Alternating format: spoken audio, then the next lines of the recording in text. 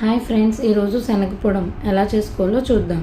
దీనిని చట్నీలు ఏమీ లేనప్పుడు బియ్యంను ఉప్మాతో, ఎర్రను ఉప్మాతో, పెసర బియ్యంను ఉప్మాతో, నెక్స్ట్ వామన్నాలతో తిన్నా చాలా బాగుంటుందండి. ఇది మళ్ళీ మనం ఏమైనా ఫ్రైస్ చేసుకున్న ఫ్రైస్ మీద కూడా చల్లుకున్నా చాలా బాగుంటుంది.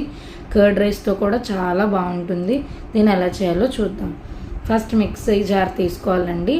పావు కప్పుతో నేను 3 కప్పులు వేపుడు తీసుకున్నాను. చూడండి, 3 కప్పుల వేపుడు తీసుకున్నాను.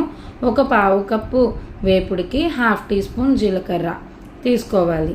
సో నేను 3 కప్పుల వేపుడికి 3 1/2 టీ స్పూన్ల జీలకర్రని వేసుకున్నాను. దీనికి స్మెల్ కోసం, మంచి స్మెల్ కోసం ఒక 5 ఎల్లిపాయ రేకలు వేసుకున్నానండి. టేస్ట్ తగ్గట్టు సాల్ట్ వేసుకోవాలి.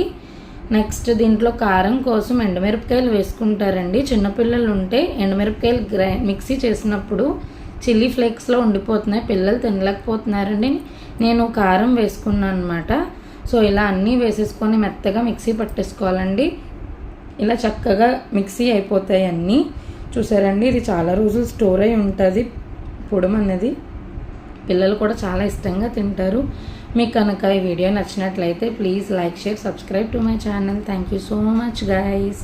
Thank you.